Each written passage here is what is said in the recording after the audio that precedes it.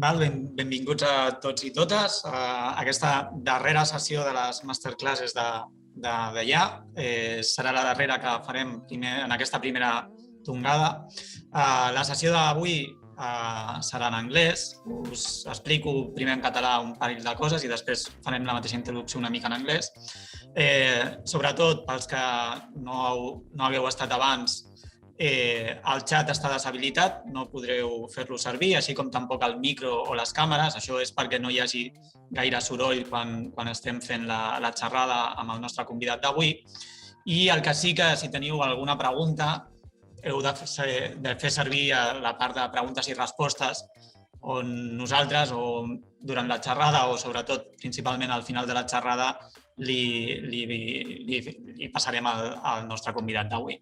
Avui tenim un concept artist de One Pixel Brush i que d'aquí una estona es presentarà ell mateix. I també aprofito per introduir-vos a Sergi Rincón, que és un dels nostres estudiants de segon, que ens farà una mica de guia amb aquesta masterclass i serà la nostra veu en anglès per poder comunicar-nos amb vosaltres i amb el nostre convidat d'avui. Sergi? Hola, bona tarda. Intentaré ajudar i bàsicament això, faré el que pugui. Doncs res, comencem. Fas una mica la introducció en anglès i dones tu pas al convidat. Okay. First of all, thank you all for coming. I will be the person that will basically translate most things to English, and also I will ask Rado the questions and kind of guide him through this presentation a little bit. First of all, we are talking to you from the Deià School of Art and Design, and also you probably have noticed by now that there are no webcams or mics. And also there is no chat.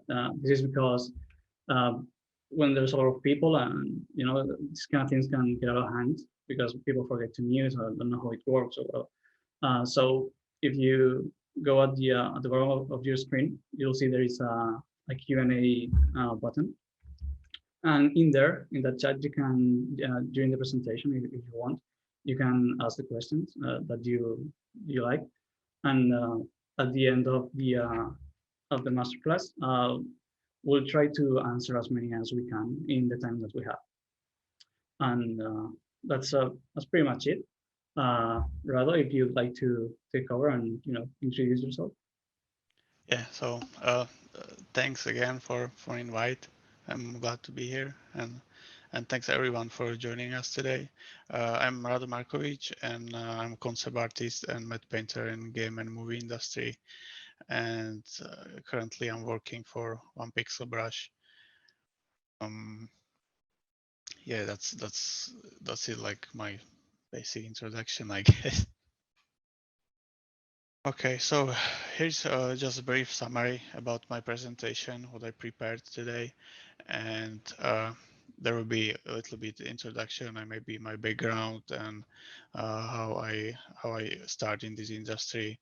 I can talk a little bit about Last of Us project, and also I prepared personal project for this presentation.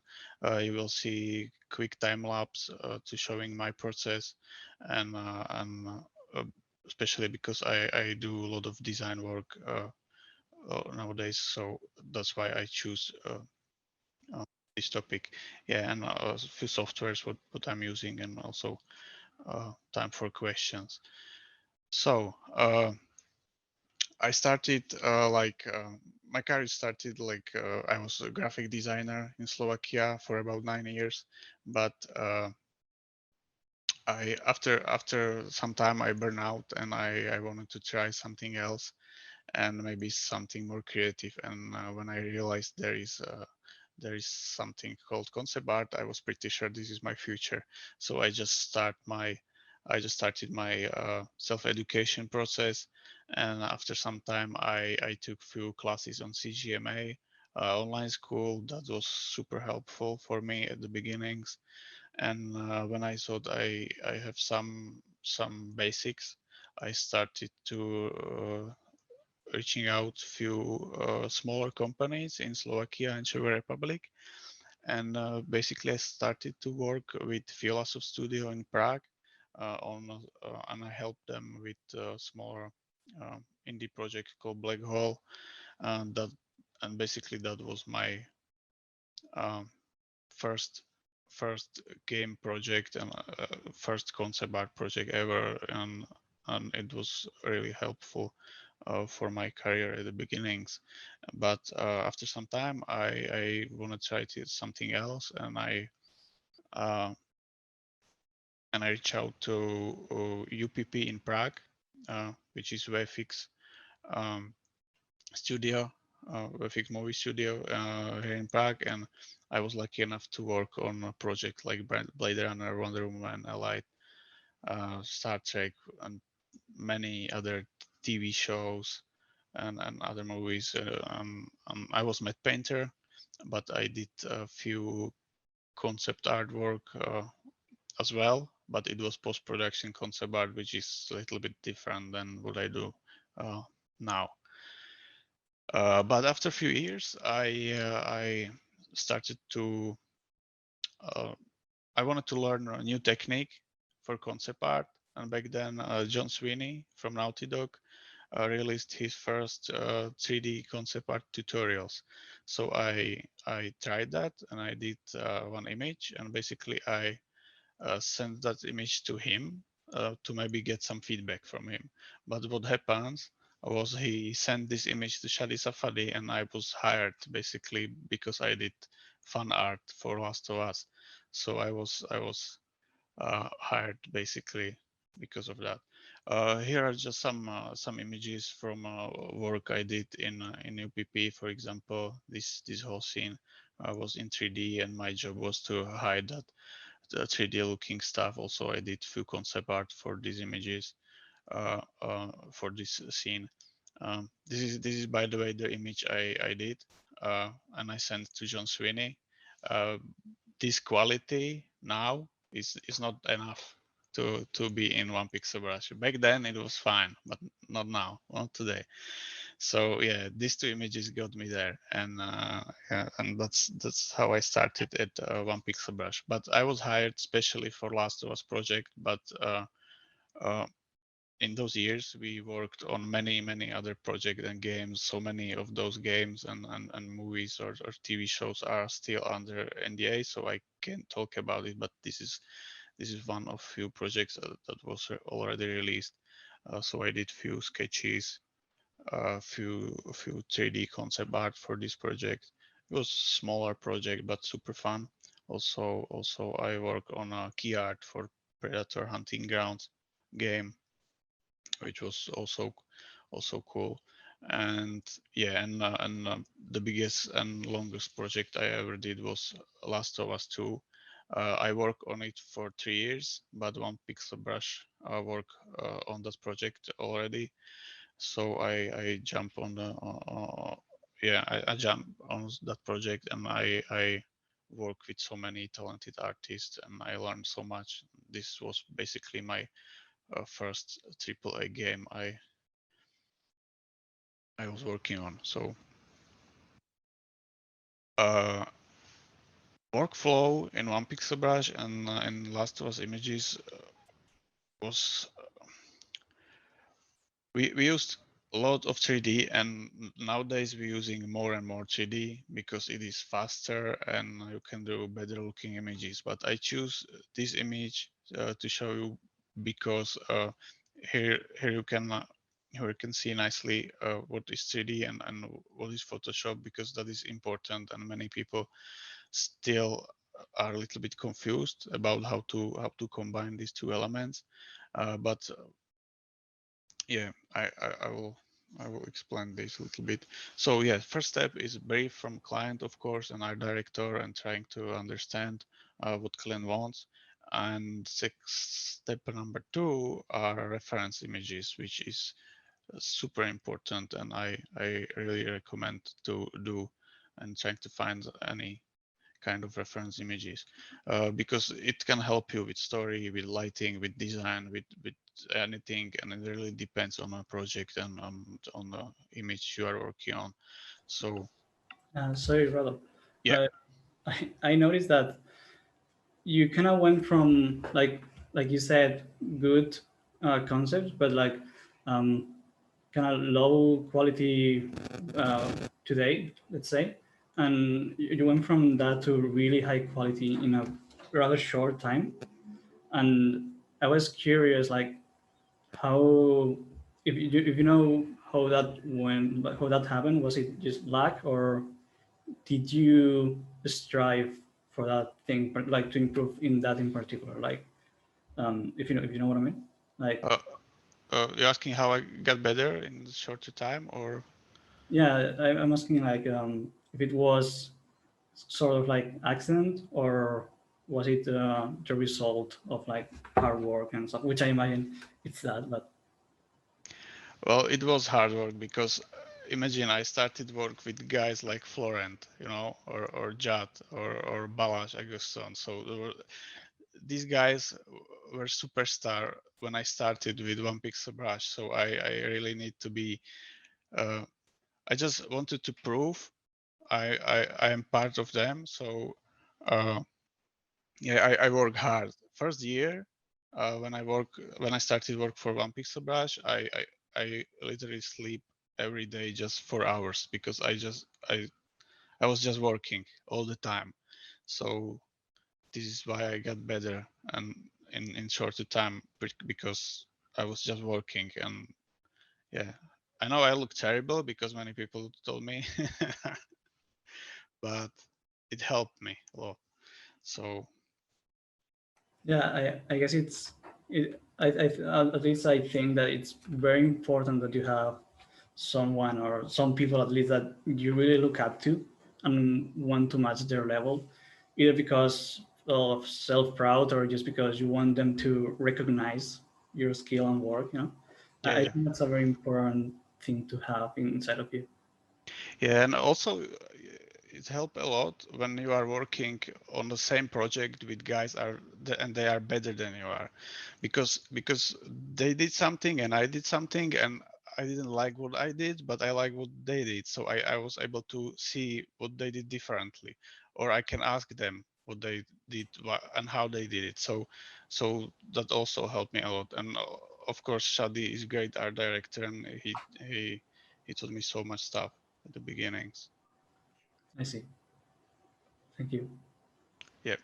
So yeah, references when I was, yeah. Also, I'm using PureRef software. I don't know if this is famous or not, but this is great software for gathering all references. You don't need to download images to folders and stuff like that. You have everything in one software, and you will save it like one file, and it is great. So when I have all references, and when I have everything what I need and I know what I will do, I start to do modeling in 3D. And I will model every important asset based on a brief. Yeah, that's important, because you don't need to model every single detail by yourself. Like many people think, if we do 3D concept art, we need to model everything, but I don't know, this sign there, it's just regular sign. I don't need to model that. So, but everything important based on the brief needs to be designed. So this is what I model. Uh, when I have all assets, I'm just moving with the objects, playing with lighting, atmosphere, and composition, and I'm trying to find something cool. And all those aspects like lightings, atmosphere, are super important for composition, and of course, and also brief, because sometimes client wants some story to show, so you can support that story with your composition. And yeah, when I have my first 3D, we can send it to client. I can show you 3D because all those images are a little bit older, and many of them I did in older software, and I don't use that software anymore. But basically what you can see in this image, everything was 3D except the ivy. Because I was thinking, okay, what I will do in Photoshop and what I can do in 3D. So everything was, I was able to do everything else in 3D and make it look believable and more realistic. But Ivy is super tough, and especially they want ivy that's called kudzu ivy, I guess, which is like special kind of ivy that grows everywhere in these nice nice shapes. So Sorry, Rado, about the mixing of 3D and 2D. Did you use? I've seen this that some people as well do this, but what I've seen is that people use 3D to basically like block out the scene, you know, to have like the right perspectives and stuff, and then the final details and everything they'll do it in 2D. Did you basically do this, or did you take the 3D modeling further? we are taking the 3D further, especially now. It used to be like you said. It used to be like that. We at the beginning. It's funny because when I started to work on Last of Us, our 3D looked like just gray boxes with naked characters, and yeah. And now 3D is almost the whole image, you know. Many times I do in Photoshop just lighting some just atmosphere and maybe just fix some stuff or some faces I need to tweak on the characters, but everything else most of the time today is done in 3D because it is so much faster, especially if we do realistic concept art. You can do image like this in day or two in Blender, and that will be impossible to make it just from Photobase and make it look good. Or maybe a few people can do it, but yeah, it's not easy. I see. Yeah, so when we have a first 3D render that can go to the client, if client like it, we can finish that 3D. And this is the other thing. If client want to change something and we have the whole scene in 3D, we can fix it. We can move with the camera. We can change the lighting, anything. So it is super fast workflow for us. So yeah, like I said before, in this image, everything was done in 3D except the ivy. So when Clint approved the composition and everything else, I just found the good pictures of the ivy and I just started to do Photobash, and that's it actually.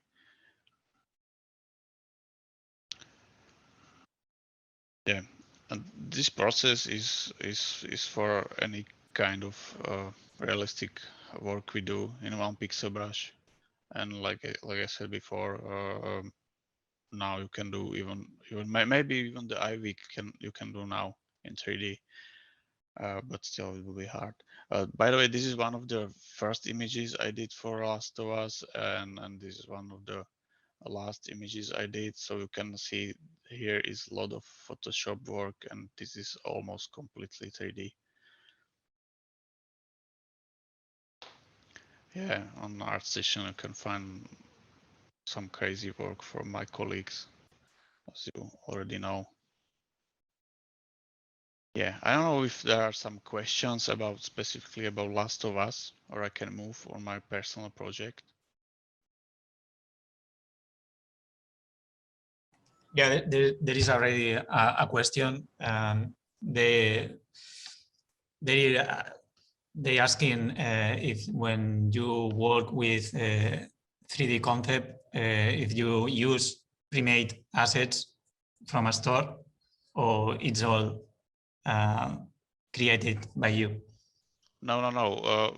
For example, we use Megascans. You know, I have subscription, and I can use some prepared models, textures. So yeah, you don't need to do everything by yourself, because sometimes like I will show you the character. If your job is to do character and you want to show the character with some, I don't know, with some props, So the props is not the goal, you know, it's not the focal point of the image. It's not why client hired you for those props. So you can use some props from the internet. What you can buy anything like that. I have a question, which is not strictly related to The Last of Us 2, but um, do you find a difference between working or like making concept art for like a really big company as opposed to like maybe an indie company, or like a smaller project, or is basically like uh, I ask this because I imagine there are some like limitations, mainly like in scale, probably. I imagine like you cannot make a concept for like I don't know, like a background that is really big when you cannot afford that, I guess. But I was wondering that. I'm not sure if I understand the question. Basically, if there is any difference between concepting for a big company or a small one. A small one. No, there are no differences in that, because you know, if you like doing the concept art, you want to do just the work, and what the project is the most important thing for you, or the subject. You just do it because you love it. So there's no difference in that. There are some differences maybe in bureaucracy, and maybe more people in bigger companies need to approve that image, but in the work itself, there is no differences. And also, speaking of the subject, um, how do you manage to achieve the same mood that the client had in mind, or at least get as close as possible to it? How I achieve to do the closest to the brief, or Like, how do you achieve the result that the client had in mind when they ask you to make a concept for something? yeah, well, that's sometimes complicated, because some clients are very good at explaining what they want, and some clients are not that good in this. So sometimes it just takes time. It just takes time, and it takes many versions. But yeah, I'm just just trying to understand what clients want to show with this image, or why they need this type of design. And many times clients don't tell you everything at the beginning, and that could be problematic. And maybe you will do something what is completely different they want, but after first version they will clarify everything. So I see. yeah. So what you're saying is basically sometimes you have to put yourself in their shoes and try to think how they think to know what you have to do, basically. Yeah. I see. Yeah, that's sometimes it's funny, because sometimes it look like it doesn't make sense, and it's just oh. And Rado, you start doing fan art from The Last of Us. So how much Rado is in the concept art for The Last of Us 2, and how much client is in your concept art? So you express yourself in your concept art when you working, and you are a fan from this IP. So Yeah. how much from you is in your work for this client? Well, that's a good question, but I don't know if I know how to answer that, because in my opinion, we are not the artists. We are designers, and we are hired to solve the problems. So what client want is the most important in this job. So if I see something, yeah, this can be tough, because if you like the project too much, and a client wants something else than you imagine, then you will hate the project in the end. So this can be tough. You just need to think about it like, okay, client want this, and this is the most important about the project. Rado, one question. You said before that you were like in your, I mean, before this career path, you were a graphic designer and working for advertising. how much of that career helped you to achieve this understanding of the brief and this understanding of the project?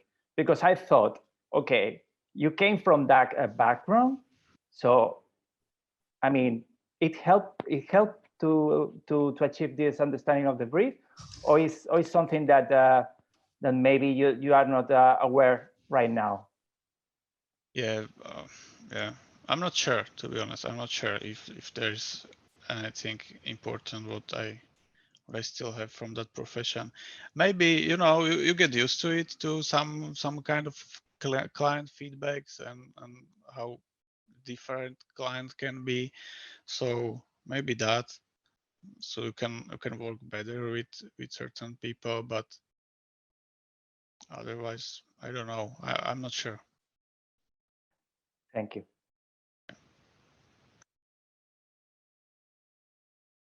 Okay, so I can move on my Egyptian cyborg. Yeah, I really last year I spent so much time to do hard surface stuff in one pixel brush, and basically I realized maybe this is something what I want to do more, because I like designing things. I guess more than doing environments. But right now I'm generalist, so I do basically everything. But after I played Cyberpunk game, I was pretty sure I need to design my own cyborg, and I knew this will be female cyborg. But I was trying to find some cool idea, and I was thinking maybe if this was a movie, which actors can maybe good for this role, and Sofia Boutella came to my mind, and she played in Mummy, and I thought, okay, so maybe I can combine this sci-fi cyberpunk style with some Egyptian designs, and I started to look some references on the internet, and I realized pretty quickly there is not many Egyptian cyborgs on the internet, which I thought, okay, so that maybe that could be super crazy or unique idea. So I start thinking about this more, and again I started to get the references like always. These are just few. I had so many others, but as you can see, Sophia was the actress and the main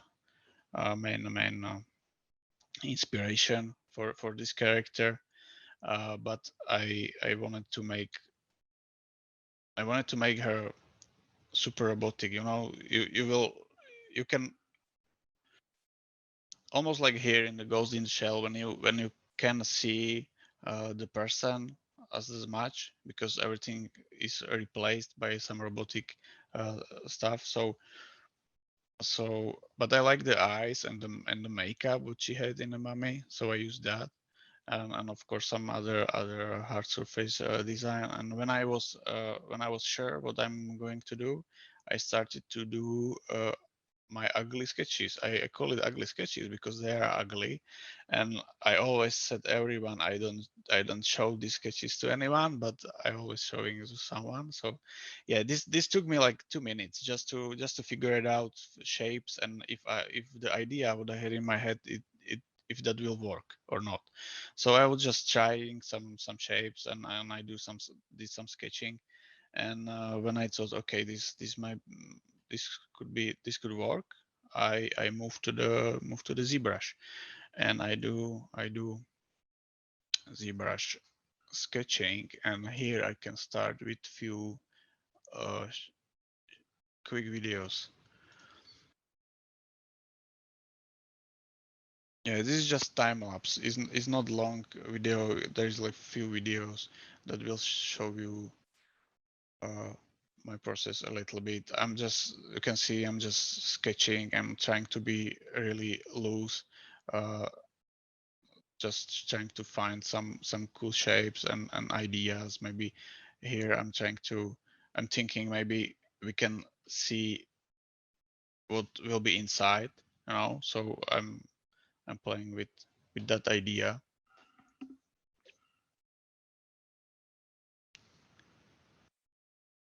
and just sketching and refining shapes. Time.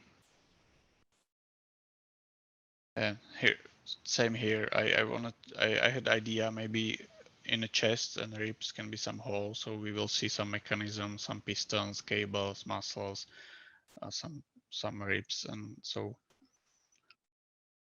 at the beginning it's just like sketching. I really love the ZBrush because I can do any design work super fast, and it is really organic. And you can sketch very fast also hard surface, no? yeah, you will see a little bit later. This is super rough at the beginning, but I will start. Yeah, but for sketching it's very fast to work.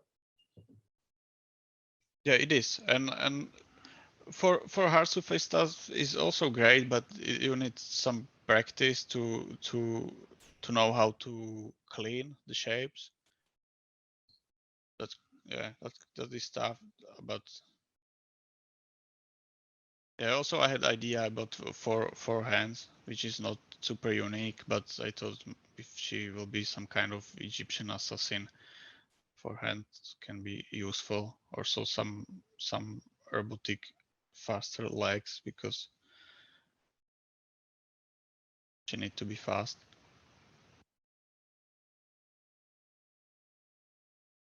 Yeah, but I do combination of, if I do hard surface stuff, I'm using ZBrush and maybe Moi 3D, which is a NURBS software, and it is also super fast. I don't do hard surface design in Blender because I'm not a big fan of polygon modeling. For me it is impossible to design and do modeling at the same time. That's why I like ZBrush, because it is so organic, and if I do mistake, I will just smooth it out and do it again. Yeah, so here, for example, I'm masking the part. I will create polygroup from that part, dynamic sheet, and I will have separate smaller pieces, so I can work with that better, and I can clean it later better. Oh, I have a question for you. Sure. 'Cause I'm looking at this, and I for a long time now I thought that this part of the workflow to me is the most like interesting and fun. And I've seen some people like calling the end of this like saying that it's the end of the creative process, and so then you have to do the cleanup and stuff. I honestly I feel that way. Is that the same for you? Like, is this when you're sketching out the forms and trying stuff out? Is that the best part for you of this process, or do you enjoy something else more? I enjoyed the whole process, because the sketching is more important, because you are trying ideas, so that is super important part. But I also like the later parts of the process, because it is more about details and functional details, so you can show how this character, this robot will work. And yeah, I'm more like designer. I really like design anything. And for example, here I'm trying to design some kind of unique joints. Even this detail is not very visible in final design, but I just thought, okay, this might be cool to try something new. Usually for these things, I can use some already prepared joints or details. But yeah, I like the refining part, or also it can be tough, but I like it. Do you do everything in Cirrus as well? So like the cleanup and everything? Yeah, certain parts I can make for in Moi 3D, for example. If I'm sure it will be easier to do in Moi 3D, like this joint here, I'm just sketching it, but I will do it later in Moi 3D, because it is just few cylinders and something between, so it will be easier for me to make it in the NURBS software. But everything else is pretty much organic. and it's not that hard to clean it in ZBrush. So it depends on certain parts. And with Z Mesher in ZBrush, you can clean basically anything pretty fast. I see. We have a question from the audience. Sure. And it's Sara Gonzalez, which is asking, is the final model done in ZBrush possible or playable, or is it only meant to be used as a prop or something? I think it's a prop actually, but anyway, if it is playable, how does it work for the wrinkles and the movements? No, I'm concept artist. I'm not. I'm not 3D artist. I really don't care about stuff like that. And this is, yeah, many people are confused when they see this workflow, because it looks like traditional 3D artist workflow, but there is a big difference. I don't care about topology and UVs. If you will see my UVs for certain parts, it is just a mess, but it works for my image, because what I will send to client is just image, or I can send them a 3D model as well, but they will use it just as a reference for retopo or something like that. Yeah, so I don't do I don't prepare characters for animation. Well, actually, the answer is very important, and also the question, because then it makes clear what is the purpose of this kind of work and this kind of project, because concept art is not meant to be inside the pipeline of the video game. Yeah, so, exactly. And because our workflow is more rough, you know, more dirty, I guess, we can be faster. But 3D character artists need to do everything properly, so it will work nicely later. So they are also, of course, slower, but we need to be faster, because we are just designing, we are just making ideas, and we will do like dozens of ideas for one character, for example, you know. So it needs to be done faster. Yeah, actually, I don't know, but you talk at the beginning of the presentation about a film industry, and you were talking about Blade Runner and something like that, and these kind of movies, and it reminds me a lot of, I mean, let's be honest, and like talking about Ghost in the Shell and Maciek Kuchara, and all these people who are doing this kind of work, and also Yama Jurebaev, who is doing these kind of things. And actually, it makes a lot of sense the way you work, because it puts you in the same situation as them when you are going to make a brief thing and fast, and do a presentation with the best quality, and not thinking about the rest of the process, because then you stop in that part, and that's the rest of the part is the client thing. It's not yours. Yes, exactly.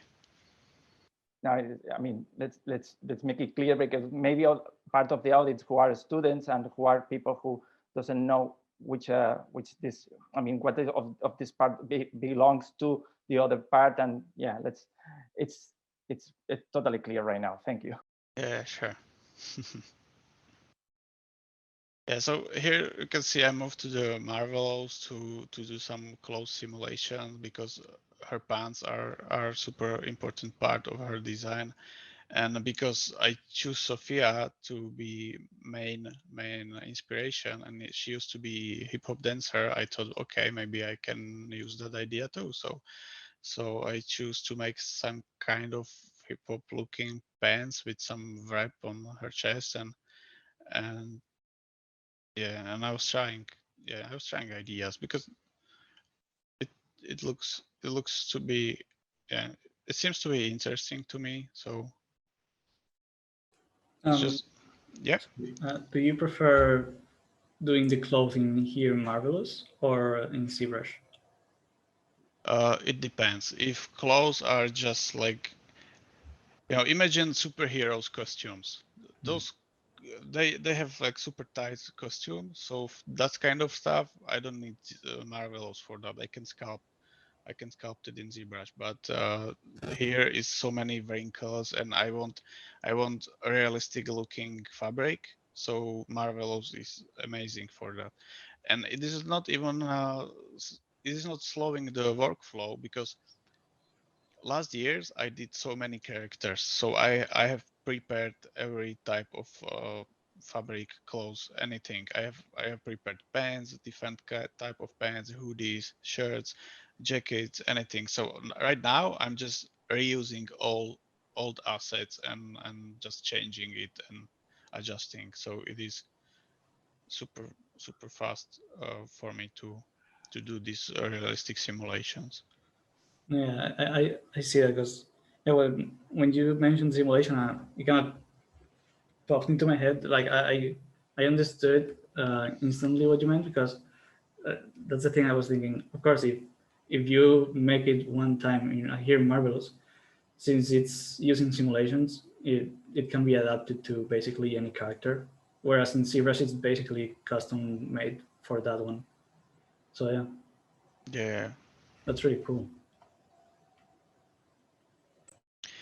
So here you can see this joint what I was sketching before. This is his final version, but this I made it in Moi because this was super easy to make in the NURBS software. It was just 10 minutes of work, and I will spend, I don't know, hour or 30 minutes to make it clean in ZBrush.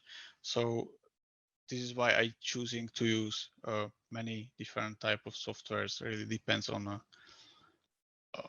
thing, yeah. And now I'm just cleaning some stuff, adding details, thinking about some functional details.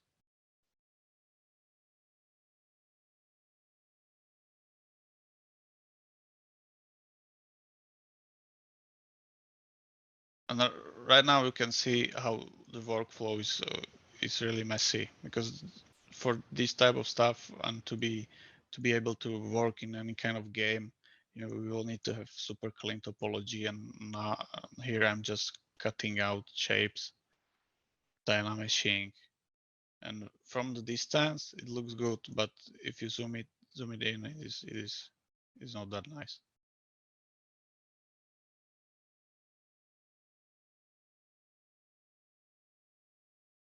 There's some separations because any part of the mechanism can be made from different parts. So I heard that you said like you were trying to find some functional details. yeah. I imagine that at least to you it's always function over form, or does that depend on what you're doing? No, by functional details, I mean if there is any detail, it is always good to have explanation why the detail is there. I really don't like, and this is also about the shapes. I don't like just putting shapes just randomly, I'm just thinking why it is there, and if I have answer, it is always better. Of course, not every single detail on a sculpt it is just extremely thought. I didn't thought about every single piece, but everything super visible, it should make sense. Like this detail here, what I added there. Here can be some kind of cable from one hand to the another. So it is not just there because I like it. It makes sense to me.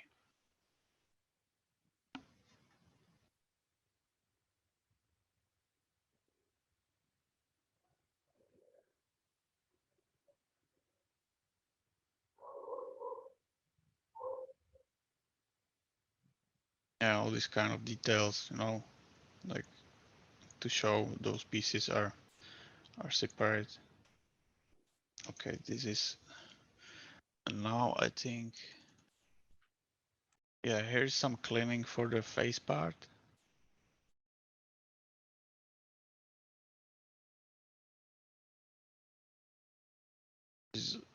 I did it completely in ZBrush because it wasn't that hard.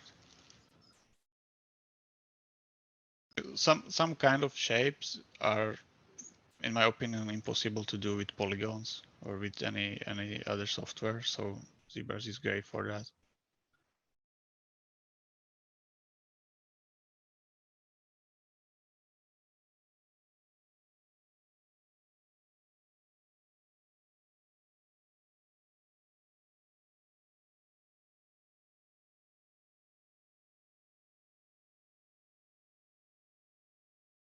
Yeah, I can see that some shapes that kind of mix curves with like very straight angles.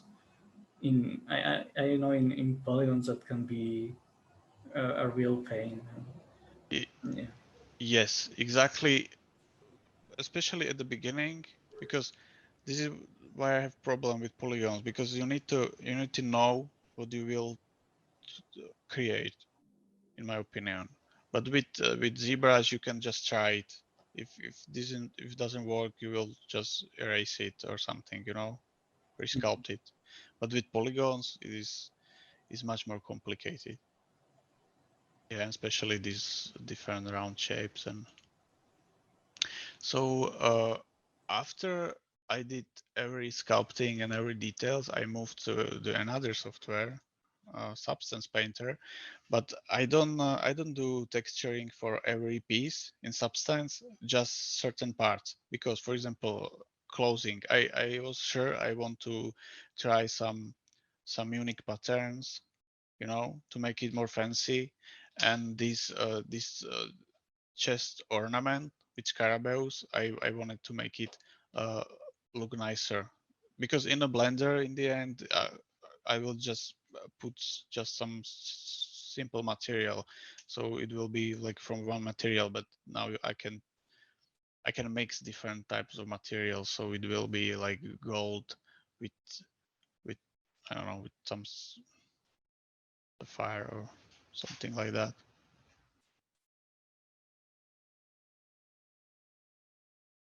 Yeah, here you can see my UVs I was talking about. This is no for 3D artists. But it works for me, so. Yeah, I guess to you, if it looks good, it's good, no? Yes, exactly. Yeah, so I was just playing with the materials, with the generators and smart mask, so make it more old. And this is also cool stuff about Substance Painter. You will have just one texture, and in that texture there will be many types of materials, you know. So you don't need to make complicated shaders in Blender.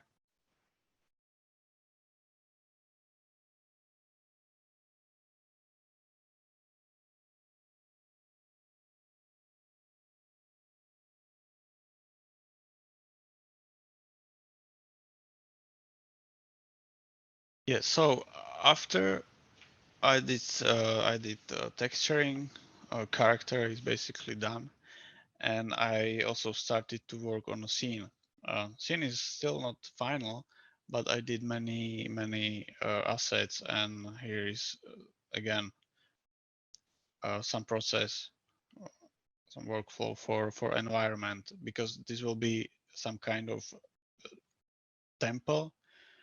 I thought maybe it could be like some Egyptian unknown city underground with some gate with huge statues, so I can show that character better. At this point, I have just the character, final design, but I can show you later also the Blender scene. Yeah, so we will see how it can look at the beginning. So you can imagine in the end it will be much more detailed. And it is the same process, but I also starting to use it for architecture, especially this type of work like temples. It is the same workflow, like many people use 3D code, but I know ZBrush, so I don't need 3D code. Can do it in ZBrush the same. And so just some sketching the gate and playing with live booleans in ZBrush,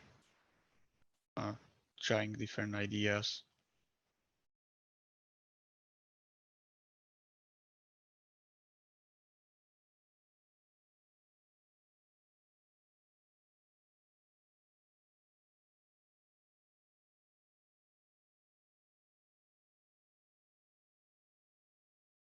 Again, this is super loose 3D process, but it works because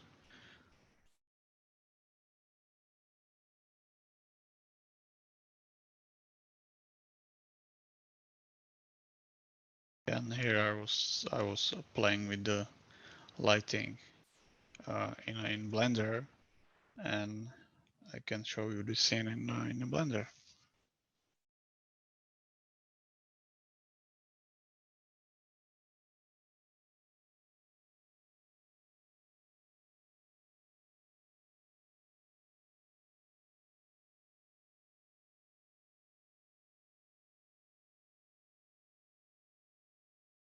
Yes, so basically when I made assets like I show you in this, like you saw in this video, I can play with the composition, with lighting, like you saw in last video, and trying to find cool composition and adding details. And thanks to Megascans, for example, I can have so many realistic details in the scene, and it will look much better.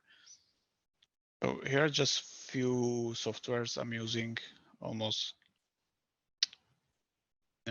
every day. And of course, Photoshop, Blender is my main 3D software for environments, ZBrush, characters, robots, architecture. Yeah, for basically for anything. I started to use Keyshot because it is super fast with ZBrush. It is just one click in ZBrush and it will appear in Keyshot, and I don't need to decimate, because when you do stuff like I did this cyborg girl, it can have like 50 million polygons easily in ZBrush, and it takes so much time to decimate every single part, and you don't need to do it for Keyshot. It will work fine. Also Moi 3D for hard surface stuff, Substance Painter, Marvelous Designer. Yeah, and basically that's it. And here is animation of the final character.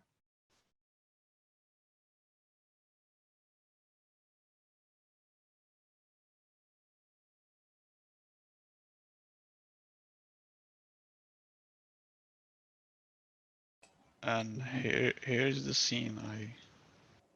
I have to say it looks really good. Thanks.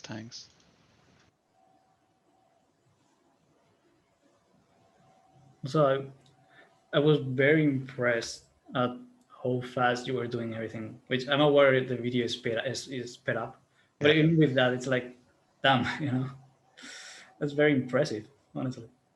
Thanks. This took me longer than usual because this is the problem with personal project. You want to have everything perfect, and you are overthinking everything, so it takes longer than any other project what I do for the clients. Yeah. So this is EV preview of the scene, and this is just work in progress. But you can see how easily and fast you can do realistic looking scenes in Blender.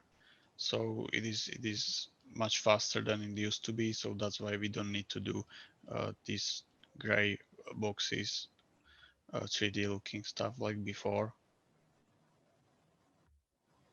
Yeah, we really are just honestly, I cannot say it enough.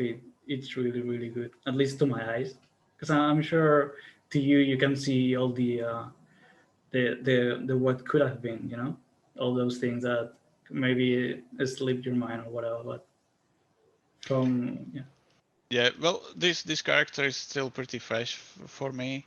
Yeah, I will see later a lot of stuff what I would like to change. But this scene still need a lot of work. Right now it is just supporting the character, for presentation of the character. But I can imagine later to adding some bigger robots, or some dead bodies here, and maybe playing with the light a little bit better, so with the composition, adding much more details, some dust on the ground, sand, and debris, and you know. Yeah. This is a work in progress, no? Oh my God. Yeah, well, this is not even for example, to send to client, you know, because you can do it with much more details in short time and show it to clients. So basically, yeah, this is just starting point for the scene. And yeah, here are my assets, what I'm using in that scene. So everything here, what you see, I did in ZBrush, and especially because this tempo kind of stuff, it looks just better from ZBrush or 3D code, because if you do stairs in Blender or with polygons, it will be super sharp, you know, so it will look so 3D.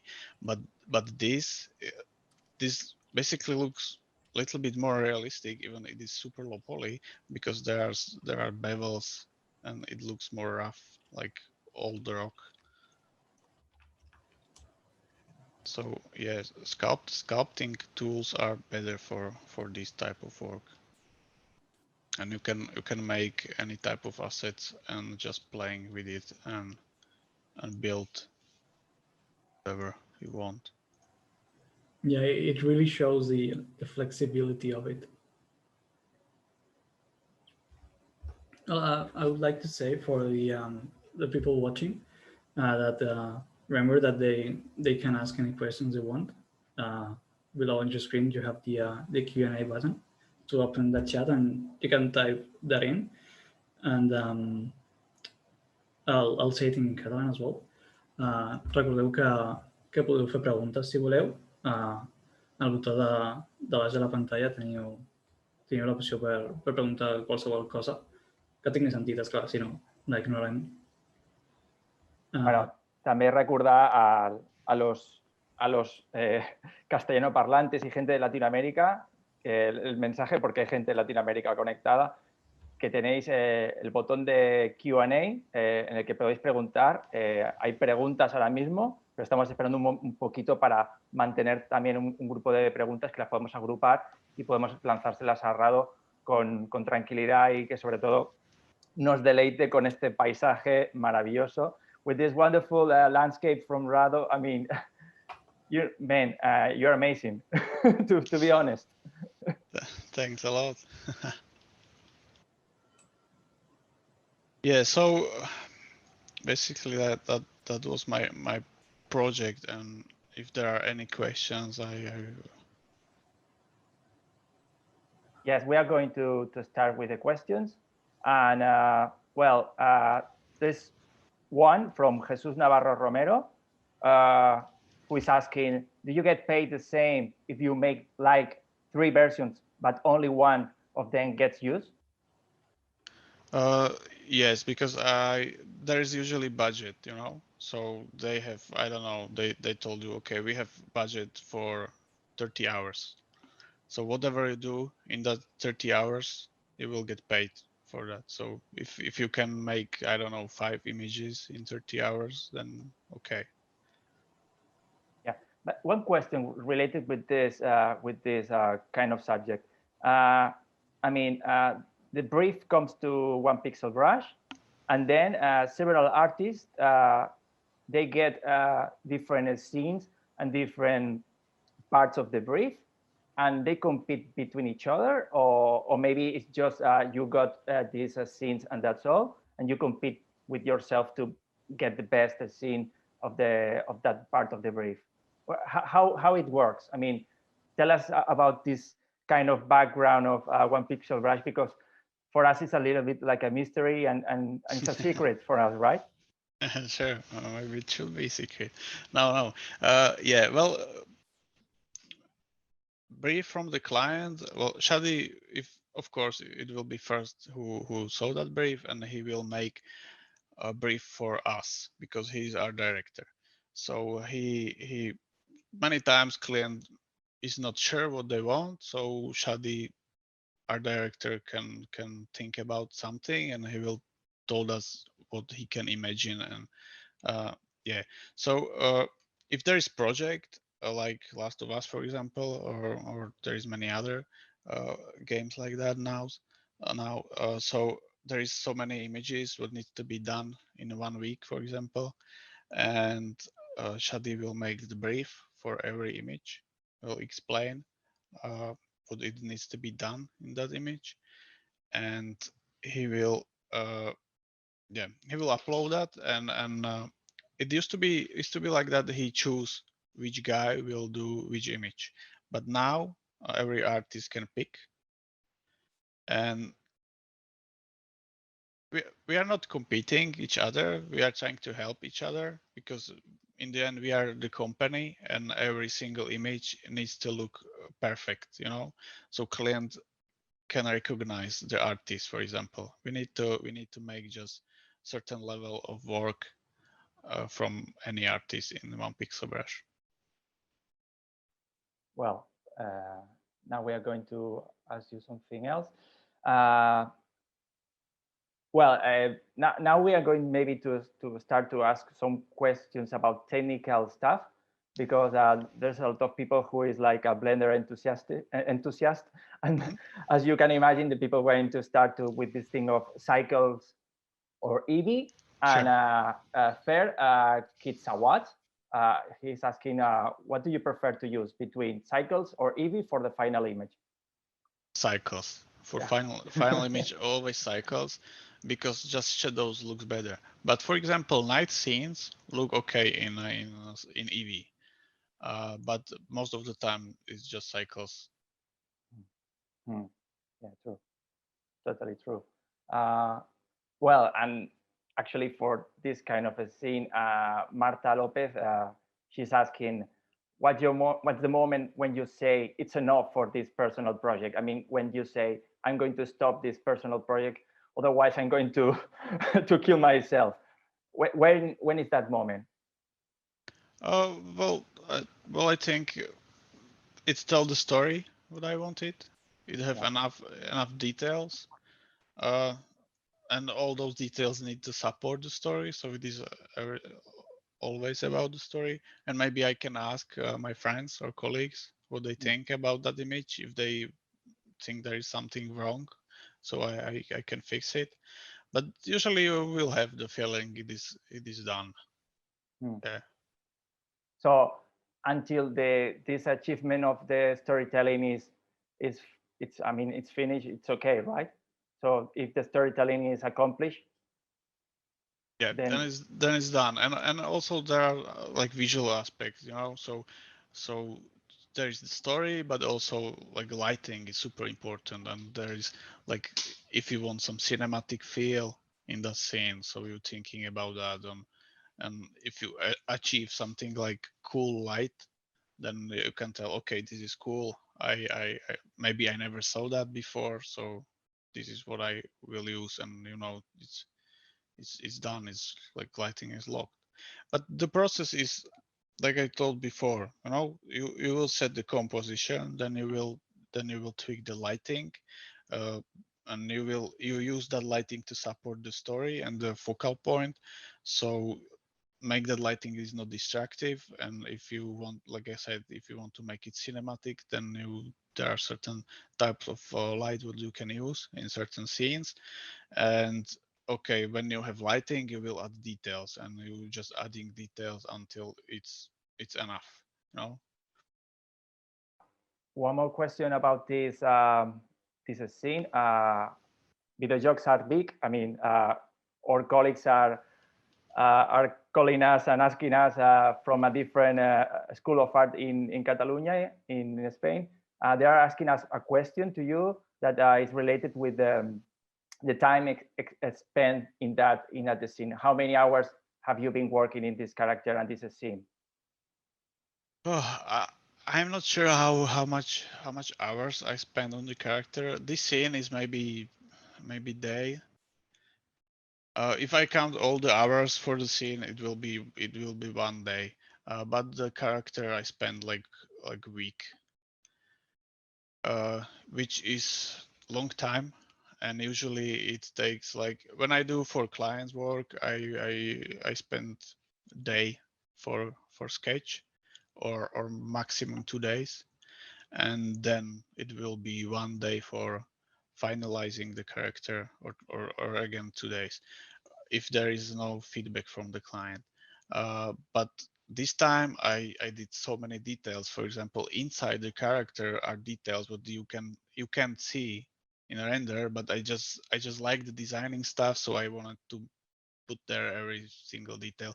So it was like challenge for me to maybe learn more stuff to push myself further. One question from Simeon Todorov, which I thought maybe is Russian. Can you tell us something about Octane? Should one use it over cycles or plus? I mean, he's asking about the plus and the cons between Octane and cycles. Yeah, well, I can answer that because I don't use Octane. I tried to use Octane standalone like 2 years ago, but it was like super complicated to export everything to another software and use that software just for rendering. So no, I'm not using Octane. But what I heard, it really depends on the project. But now Cycles is super great, and you can make really nice realistic renders in Cycles, and you know, Blender free. So why not to use Cycles?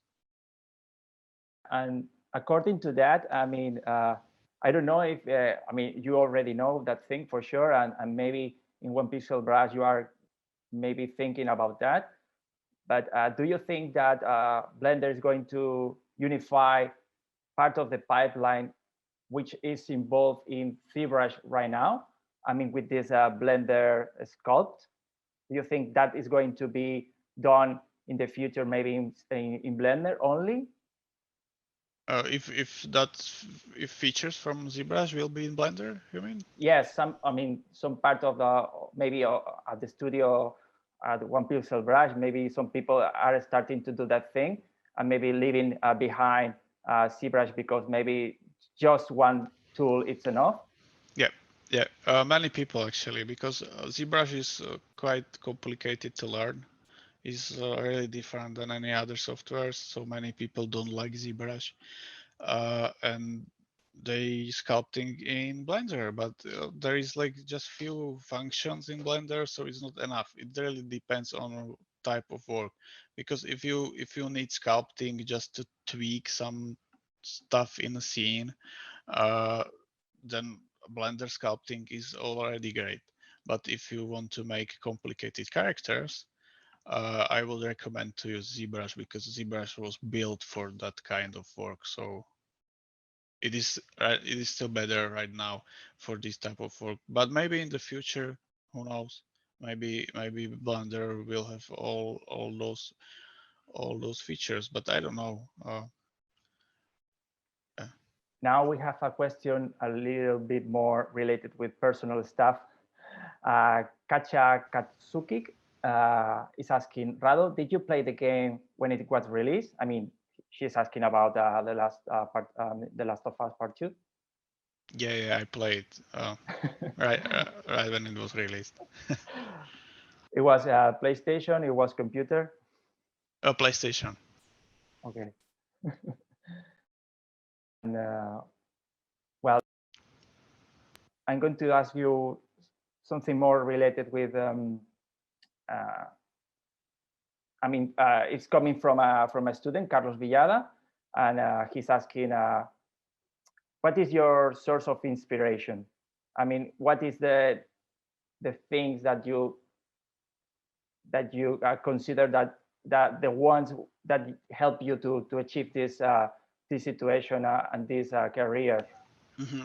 I mean, like references from artists or the courses that you talk about before at the beginning. Tell us something that you can recommend to beginners and students which are right now doing this kind of career. Yeah. Well, for me, of course, artists are super. Yeah, that is huge inspiration, of course, like great artist. But for me, movies. I really like the movies, and I'm when I'm watching any movie, I'm looking on the lighting, you know, compositions, and does really help with environment stuff.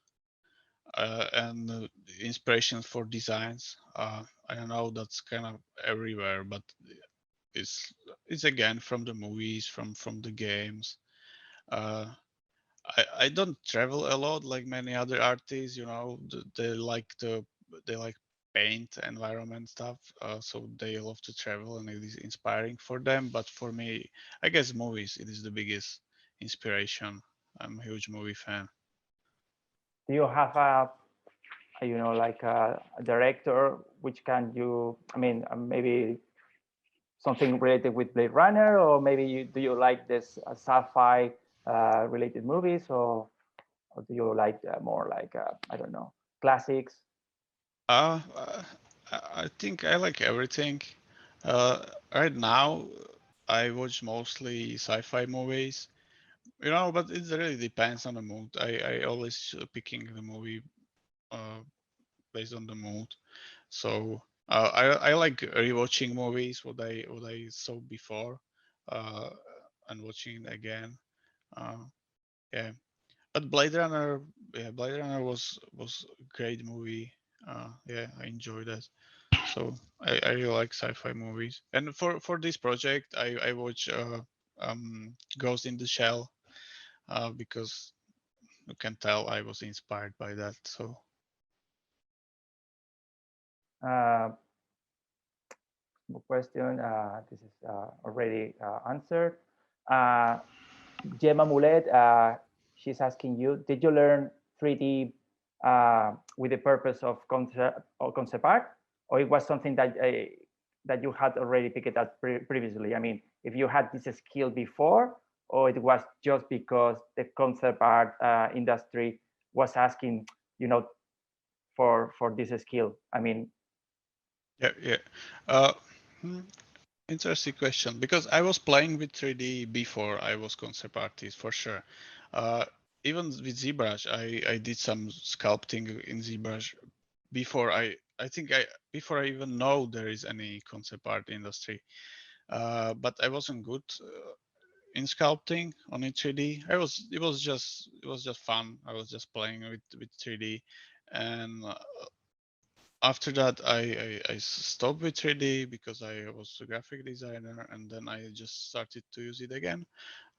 Yeah, so yeah, I used 3D before as a hobby, and this is why I like working in 3D, because I feel like I'm director, you know, so I can this is my set, and I can put camera here, I can move with light here. I really like it. It is more playful than just 2D drawings. I don't know if people went to visit the profile of Rado, but in the at other session we saw like mini movies and animations. Have you, I mean, have you thought about this kind of introducing yourself in the animation with the cinematics scenes and some kind of yeah, kind of putting things in order and then animating and doing a kind of, yeah, have you thought about, or it was just like About animations? yeah? Yes, but it is like complicated, and it is not my favorite thing to do, because there is so many technical aspects what you need to make just because just to make it like work. And I like the designing part more. So yeah, I did animation for like smaller animation for one of my images what I have on ArtStation. I have done animation in my Instagram, and usually my only animation what I do for client is just turntable, or sometimes what we do, uh, I can show you here, or maybe in this scene, if you have Yeah, this is camera in Blender, and you can do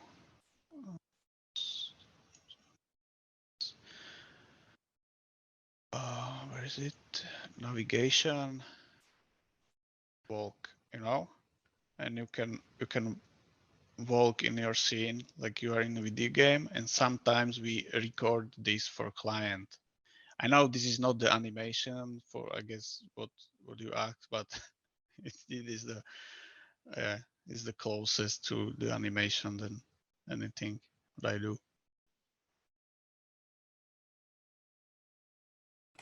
Yeah, we have another question from Simeon Todorov, and he asked, how many hours do you work, both personal projects and job? Hours a day, sorry. I mean, on daily basis, or? Yes, every day. Yeah, well, usually I just do my professional work. There is not much time for personal work. I really would like to change that, but at this moment I have so much work to do, and yeah. So,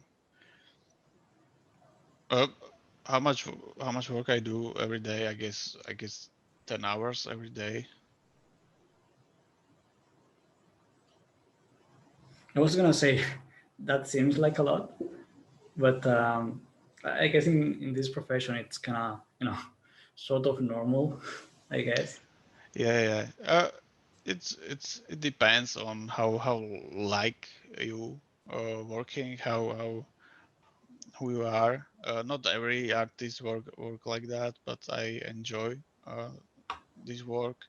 And if you want to be better and if you want to compete with the biggest artists, you just need to work. It is the only recipe for success. Just sit and work. It's that simple. We also have another question from Theon Milan, which is actually one of my classmates. So hello. um, he's asked if you have any concept scenes from The Last of Us that you can show us. I'm guessing he's asking for some that you haven't showed yet, I guess. See, I mean, image what I didn't show. Well, on my art station, and I don't know. I don't think I have it here. I can think.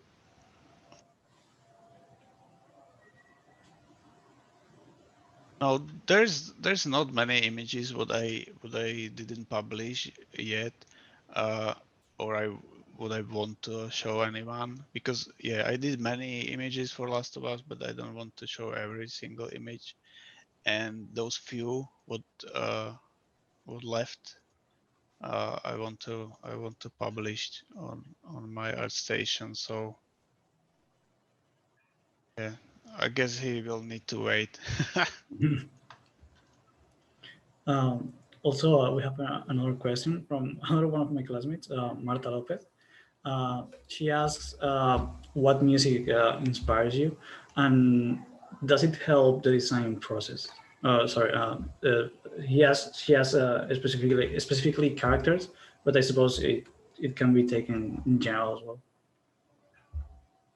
Yeah, I'm picking music for the project actually. So for this project, I I tried to find some Egyptian remix trance music or something like that, because I need something something energetic. But yeah, I'm picking music to start my mood for the project. So it depends. I really like any kind of music. I love music. So I see. So I guess you basically try to find music that either relates in the subject that you're trying to achieve or the mood, maybe.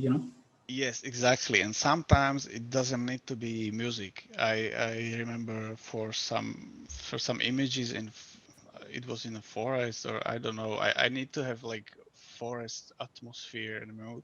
So I just found some forest raining sounds on YouTube, Yeah, just background noise.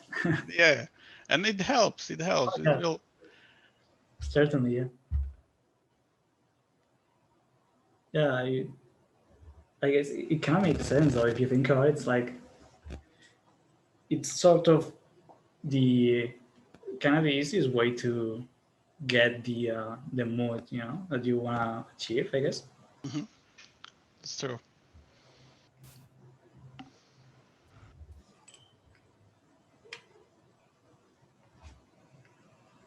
Well, we don't really have any more questions from people. So, if you want to ask something, you're still in time, I guess.